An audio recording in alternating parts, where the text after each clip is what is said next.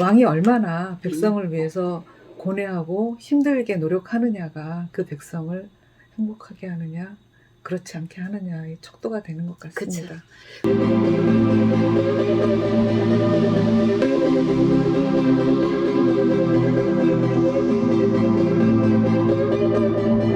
교수님 안녕하세요. 안녕하십니까. 공자의 인, 맹자의 인에 이어서 오늘은 남성시대의 주희 선생님, 즉 성리학을 완성한 주자에 대해서 좀 여쭤보겠는데요. 우선 그 주자가 활동했던 그 시대 상황을 먼저 말씀해 주십시오. 예, 일반적으로 주자라고 하면은 성리학 이론만을 떠오르는데, 주자 당시의 어떤 시대 상황을 설명하면은 주자의 성리학 이론들, 천리와 인욕에 대한 또 구분이라든가 인심과 도심의 내용, 그리고 본연지성, 기질지성 이런 내용들이 아마 이해할 수 있을 것입니다. 주자는 1130년에서 1200년을 살았던 남송 시대의 인물입니다. 송나라가 금나라에서 밀려나 남경으로 천도한 후에 1127년이죠. 천도한 후에 남송의 국토는 북송의 5분의 3 정도로 축소가 됩니다. 그래서 광해 이북의 강대한 지역은 금나라에 기속됩니다. 그래서 주자가 살던 남송은 금나라와의 어떤 장기적인 군사 대치로 해서 재정 부담이 가중화됩니다. 이때 이제 금나라와의 대치 관계를 하면서 하친을 맺었는데 그 하친이 남송에서는 불리하다는 거죠. 매년 조공을 바친 것이 뭐 은 35만 양, 비단 25만 필 뭐 이 정도로 해서 조공을 바쳤으니까 평화는 얻었지만서도 고력적인 평화에 대해서 많은 어떤 재정 부담이 심했다는 거죠. 그래도 그보다도 더 중요한 거는 남송의 국토와 인구가 북송 때에 비해서 거의 반이 줄어들어서 감소되었다는 거죠. 그렇기 때문에 거기로부터 거두어들을 조세의 내원이 같이 이제 감소가 되는 거죠. 그렇죠.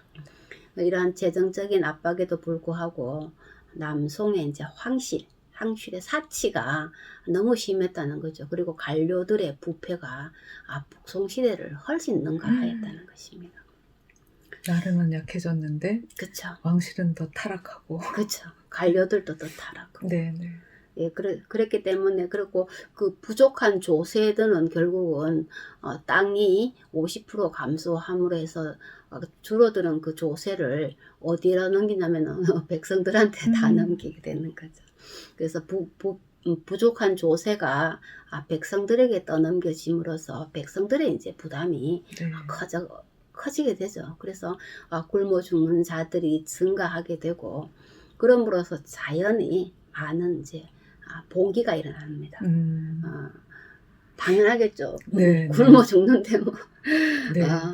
그래서 주자가 생존한 당시만 해도 각종 농민 기의라고 합니다. 중국에서는 일어날 기, 의로울 의자를 써서 기의가, 우리는 주로 봉기라고 하죠. 기의가 20여 차례나 발생합니다.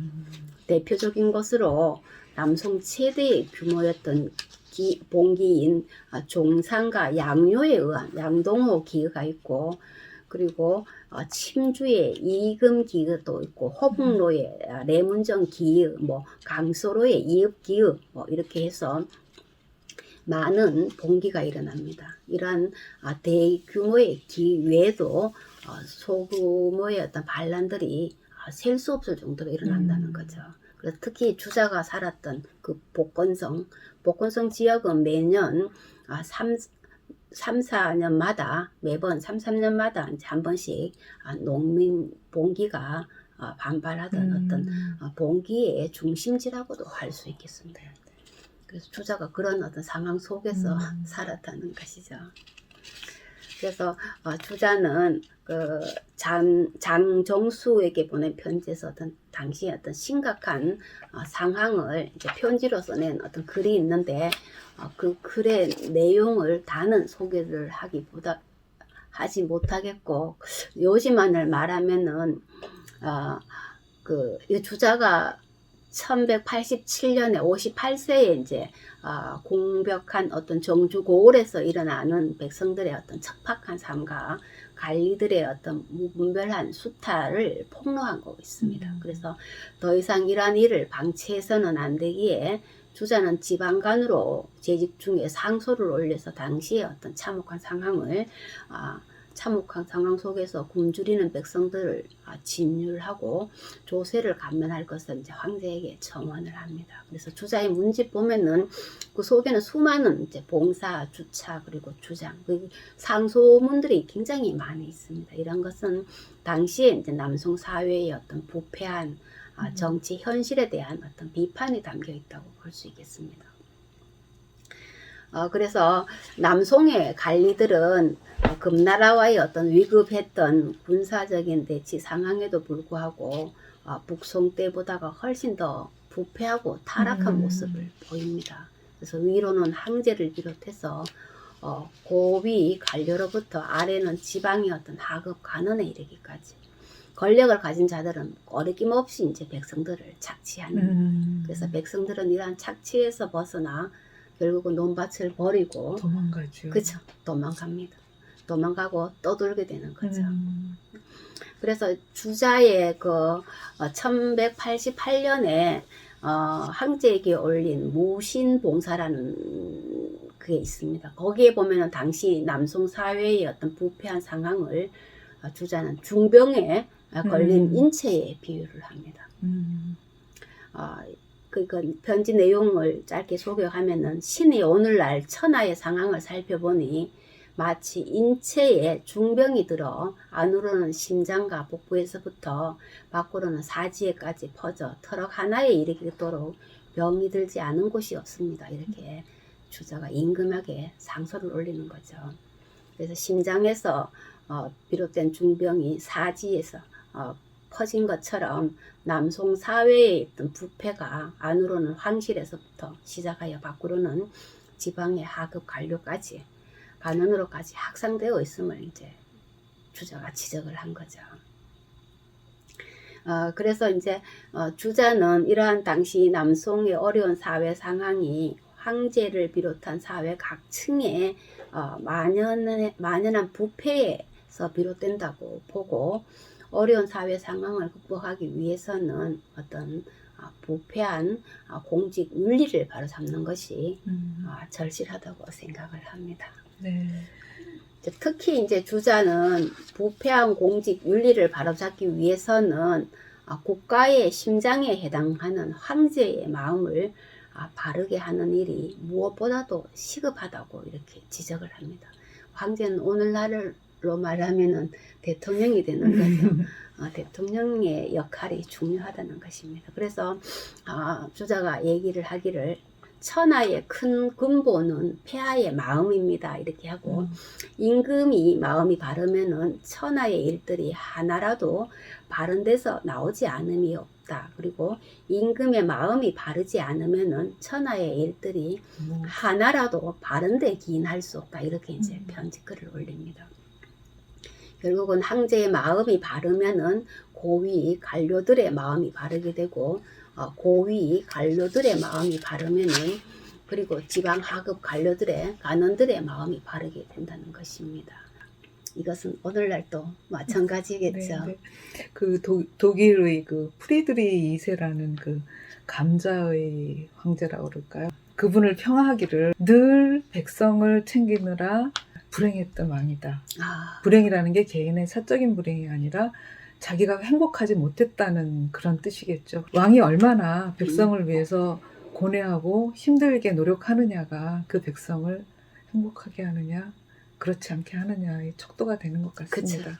지난 시간에 한 맹자에도 보면은 여민동락이라는 말이 나옵니다. 임금은 항상 이제 왕도 정치의 실현은 백성과 함께 하는 여민동락, 백성과 함께 즐거워하라는 거죠. 군주가 즐기는 것들, 음악을 즐기든 사냥을 즐기든 이것을 혼자서만 즐기지 말고 백성과 함께 한다는. 그래서 맹자는 군주가 백성의 마음을 얻어서 그들과 함께 즐거워할 수 있는 사회, 이것을 진정한 이제 왕도 정치의 어떤 이상으로 보았던 거죠. 백성이 행복해하는 정치. 그렇죠. 네. 주자 주희 선생은 그 남성의 혼란기를 관리들의 도덕적 해이, 또 왕실의 부패, 이걸 바로잡기 위해서는 결국 인간의 심성론에 좀 관심을 가져야 된다. 그런데 인간의 심성은 본래 선하다. 그렇게 얘기를 하죠. 그쵸. 선하다. 그럼 그것에 우리가 힘을 쏟는다면 우리 사회도 맑아지고 바르게 나아가지 않겠는가. 이게 결국 그 주자가 말하는 인이라고 생각해도 되나요? 그렇죠. 결국은 그렇게 되는 거죠. 주자도 마찬가지고 공자도 맹자도 당시에 혼란한 사회였다는 거죠. 그래서 남성의 어떤 혼란한 사회 상황을 관리들의 어떤 도덕성과 결부시켜서 이해합니다. 관리들이 항실이 사치를 하고 관리들이 부패하는 것, 그거 다 전부 다 도덕성과 같이 연결시킨다는 거죠. 이래서 이제 그의 뭐 천리와 인욕이라든가 도심과 인심, 그리고 본연지성, 기질지성, 이것이 그의 심성론을 이루는 이론적인 축인데, 이러한 그의 심성론에는 당시 사회의 어떤 부패한 공직 윤리를 바로잡기 위한 어떤 목적 의식이 반영되어 있다고 볼 수 있겠습니다. 특히 주자의 심성론의 핵심은 성직리죠. 인간의 본성이 곧 우주의 질서이며 법칙인 이치라는 거죠. 이치와 연결시켜 놓은 것입니다. 그래서 주자는 사람의 본성을 자연의 질서, 법칙인 리와 연결시켰으니 이때 리는 가치의 근원으로서의 절대선을 의미합니다. 예를 들어서 봄이 되면 봄이 지나면 여름이 오고 여름이 지나면 가을이 오고, 이러한 자연의 질서가 악일 수는 없지 않습니까? 그렇죠. 선이죠. 네. 그래서 리는 절대 선으로 해석을 합니다. 네. 성리학에서. 그래서 사람의 본성을 이러한 절대 선인 리와 연결시킴으로써 사람은 누구나 선한 본성을 가지게 됩니다. 그래서 주자는 관리들이 자신의 어떤 선한 본성, 누구나 다 선한 본성을 가지고 있으니까 이러한 선한 본성을 회복해서 정치에 임하면은 올바른 정치가 이루어지고 사회의 안정을 실현할 수 있다고 이렇게 기대했던 것입니다. 그리고 특히 이 주희 선생님은 도덕성이라는 거를 사람에게 국한시키지 않고 우리를 둘러싸고 있는 우주 만물, 자연 이런 거에 이치하고도 통한다라고 얘기를 하신 것 같아요. 예, 맞습니다. 이 부분에 대해서도 설명을 해주십시오. 주자는 인을 사람에게만 국한시키지 않고 천지, 자연, 사람의 인한 마음을 천지의 마음과 같이 연결시킵니다. 일단은 사람이 사람 되는 소위 사람이 사람다운 본질로서 해석을 합니다. 그래서 사람이면 다 사람이냐, 사람다워야 사람이지라고 할 때 사람이 사람다울 수 있는 것은 사람에게 인이 있기 때문이라는 것입니다. 이때 인이라고 했지만서도 의의 질을 포괄하는 거죠. 인이 나머지 의의 질을 총괄하는 개념으로 설명을 합니다. 동등하면서도 인이 나머지 모두를 포괄할 수 있는 인이 대장이라는 거죠. 네. 그렇지만서도 성리학 이론으로 들어갔을 때 인이라는 것은 이치입니다. 이치. 인간의 본성이라는 거죠. 이건 이치로서 존재하는 거지 우리의 몸같이 이런 육신으로 물질로서 존재하는 개념이 아니라는 거죠. 네. 그래서 인만을 말하고 사람을 말하지 않으면은 인이 사람에게 깃들어 있을 곳이 없다는 거죠. 그리고 또 사람만 말하고 인이 말하지 않으면 사람은 하나의 혈육 덩어리, 육체 덩어리에 불과한 물건입니다. 그래서 이러한 사람은 이치에 해당하는 인과 또 인을 담고 있는 육신을 동시에 말하려고 하는 게 이게 바로 그 이기론의 중심 내용입니다. 이것을 성은 이치고 성을 담고 있는 육신은 기가 되기 때문에 사람은 결국 이와 기로 이루어진다. 이렇게 해서 이기론으로 이제 설명하는 것과 이렇게 또 연결이 됩니다. 공자 이래로 이제 사람의 의미로 한정되어 있던 이는 주자에 오면은 천지 만물의 의미로 이제 확대가 됩니다. 정호 같은 분도 인이란 천지 만물을 일체로 여긴다라고 얘기합니다. 그래서 천지 만물을 나와 한 몸으로 여기는 경지를 바로 인으로 해석을 합니다. 주자는 이런 정호의 어떤 이론을 받아들여서 인을 천지의 마음을 인으로 해석을 합니다. 사람의 마음은 주로 생각하는 기능인데 성리학에서 말하는 천지의 마음은 만물을 생성하는 마음입니다. 이 우주 사이에 끊임없이 만물이 생성하는 그것을 천지의 마음으로 이렇게 표현을 하는 것입니다. 그래서 천지는 우주죠. 우주는 만물을 낳는 것을 마음으로 삼습니다. 그래서 천지에는 만물을 낳는 생이 날생자에다가 뜨뜻해서 낳으려는 살려는 의지, 살려는 의지, 생명의 의지가 이 천지 사이에는 충만해 있다는 거죠. 이것이 바로 천지의 마음입니다. 그래서 천지에는 만물이 끊임없이 생겨나는 것은 이러한 천지의 마음이 있기 때문이다. 이렇게 성리학자들은 설명을 합니다. 주역에서는 이것을 천지의 큰 덕을 생이라고 한다. 낳는 것이라고 한다. 이런 말로도 표현을 합니다. 그래서 사람과 사물도 천지의 마음을 얻어서 생겨나기 때문에 그 생이를 각각의 마음으로 삼습니다. 천지만 생이가 있는 게 아니고 천지 속에 들어있는 천지가 낳은 모든 만물 속에도 만물들도 각각의 생리를 갖고 있다는 거죠. 그 각각의 생이라고 했을 때 사람의 경우는 그 각각의 생이가 인이 된다는 것이죠. 천지에 충만해 있는 생이가 사람에게도 스며드는데 그것이 바로 인이라고 이렇게 설명을 합니다. 때문에 이는 천지가 만물을 낳는 마음이며 사람 역시 이 마음으로서 자신의 마음을 삼습니다. 그래서 이는 사람에게 내재되어 있는 사람이 사람 되는 근거가 되는데 그것이 바로 본성이며 성이며 그 내용에 바로 인의 예지가 있게 됩니다. 그러면 그 만물의 생의 살려는 의지, 자연의 인이다라고 봐도 되나요? 그렇죠. 네. 그래서 사람의 마음과 천지의 마음을 하나로 연결시키기 때문에 유학의 전통 사상인 천인합일이라는 사유 구조가 주자의 인에 대한 해석으로 개성됩니다. 그래서 결국 인의 실현은 사람을 사랑할 뿐만 아니라 천지 만물까지도 사랑하여 이들과 하나 되는 데 있다는 것입니다. 그래서 주자는 어떤 인의 구체적인 내용을 그래서 천지 운행의 질서에 근거 지어서 설명을 합니다. 천지의 마음이 무엇이냐라고 했을 때 원형 이정으로 설명을 합니다. 이것은 천지의 4가지 덕이라고 부릅니다. 그리고 사람의 마음에는 무엇이 있느냐라고 했을 때 인의 예지라고 하는 거죠. 이것은 사람의 4가지 덕이라고 부릅니다. 여기서 이제 천지의 4가지 덕, 사덕인 원형이정과 사람의 어떤 4가지 덕, 사덕인 인의 예지를 하나로 연결시킨다는 것입니다. 그래서 천지의 운행은 봄, 여름, 가을, 겨울의 순서로 드러납니다.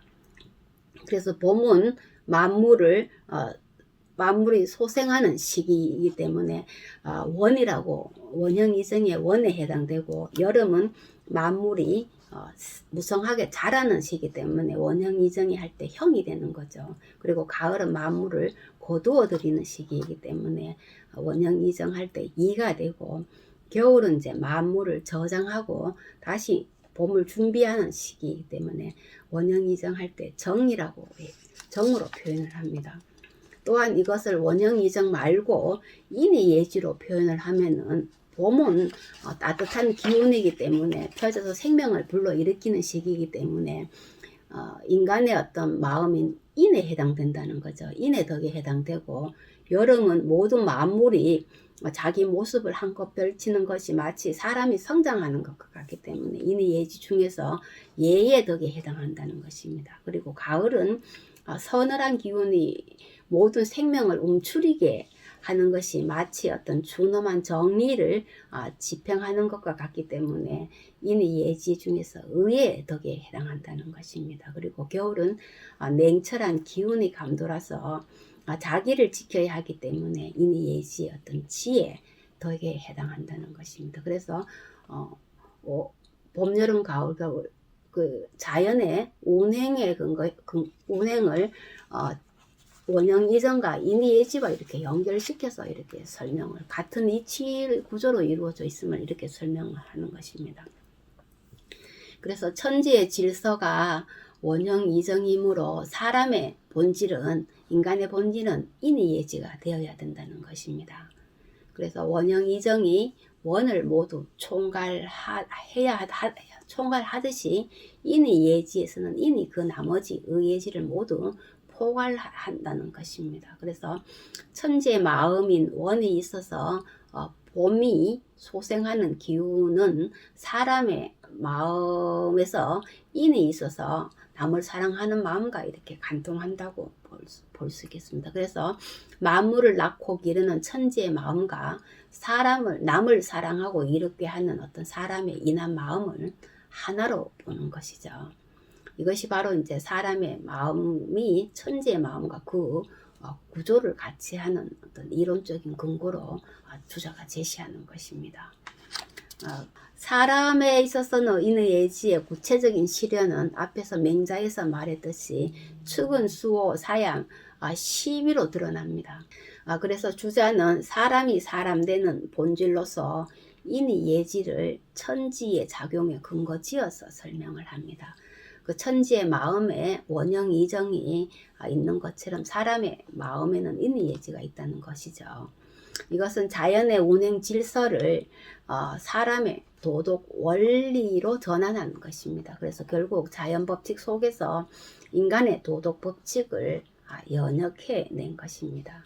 그래서 자연 세계의 운행 질서를 그 인간 세계의 도덕 원리로서 이제 끌어들여서 자연과 인간을 통일적으로 이해하는 어떤 동양의 어떤 천인합일적인 사회 구조가 여기에서 성립된다는 것입니다. 그래서 이로써 이제 이는 사람만이 가지는 어떤 내재적인 본성의 의미만이 아니라 천지 만물과 하나로 이제 하나 되는, 그러니까 사람과 천지 만물을 하나로 맺어주는 통로가 인이 그런 통로 역할을 한다는 것입니다. 결국 인으로서 나의 본성을 회복하는 것이 바로 천지 만물과 조화와 평화를 이루는 어떤 이론적인 근거가 된다는 것입니다. 그래서 인간과 인간 간의 조화와 평화를 넘어 인간과 어떤 자연 간의 조화가 이루어지게 되는 것입니다.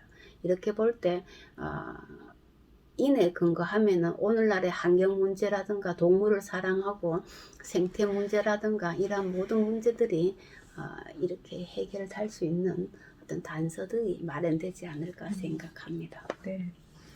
인의 예지, 원형 이정, 봄, 여름, 가을, 겨울 이것들이 딱딱 맞아 떨어지네요. 그러니까 네. 그러니까 그 사계절에 맞춰서 이제 네. 해석을 하는 거죠. 네, 네. 음. 교수님, 그러면 지금 우리는 이 사회에서 어떻게 인을 실천해야 할까요? 인을 실천하는 구체적인 거는 앞에서 공자님께서 말씀하셨듯이 충서의 방법이 좀 구체적이죠. 자기가 하고 싶지 않는 일을 남에게 시키지 말라. 내가 서고자 하면 남도 세워주고 내가 이루고자 하면 남도 이루게 해준다. 이것은 성경에도 나오죠. 무엇이든지 남에게 대접받고자 하는 먼저 대접하라는 어떤 그런 마태복음의 어떤 내용도 있습니다. 이렇게 하는 게 인을 실천하는 가장 직접적인 방법이 아닌가 생각을 합니다. 이게 바로 역지사지의 어떤 생각이고 배려하는 거죠. 이런 마음은 대학에도 나옵니다. 그 윗사람에게 싫었던 것으로 아래사람에게 시키지 말며 부리지 말며 아래사람에게서 싫었던 것으로 윗사람을 섬기지 말고 또 뭐 앞사람에게서 싫었던 것으로서 뒷사람에게서 행하지 말고 뒷사람에게서 싫었던 것으로 뭐 앞사람에게 행하지 말고 이것이 바로 혈구지도라는 말이 나옵니다. 이런 내용이 바로 인을 실천하는 하나의 구체적인 방법이 되지 않을까 이렇게 생각을 합니다. 네. 교수님 공자, 맹자, 주자에 걸쳐서 쭉 인에 대해서 말씀을 해주셨어요. 인의 실천에 있어서 이제 가장 기묘하고 절실한 것을 이들은 효도와 공경으로 보았습니다. 효제로 보았습니다. 그러니까 인을 실천하는데 남을 사랑하는 것도 물론 중요하지만서도 내 부모, 내 형제를 먼저 사랑하라고 이렇게 말하는 거죠.